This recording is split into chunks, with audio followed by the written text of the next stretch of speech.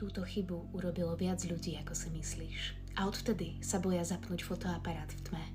Na internete koluje príbeh o fotke, ktorá údajne zachytí viac ako len tvoju tvár.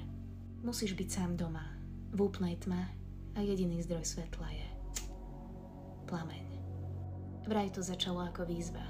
Kto sa odfotí v tme a prežije, uvidí svoje pravé ja. Niektorí ľudia tvrdia, že na fotke nevideli seba, ale niečo, čo sa na nich podobalo. Jedna žena tvrdí, že mala na fotke inú farbu očí a iný muž zas, že sa na fotke usmieval. Pričom v skutočnosti nie. Ja som to skúšala a odtedy mám zrkadlá radšej prikryté. Ak to chceš skúsiť aj ty, urob to presne o polnoci a nepozeraj sa hneď na fotku. Počkaj, kým sa obrazovka rozsvieti sama.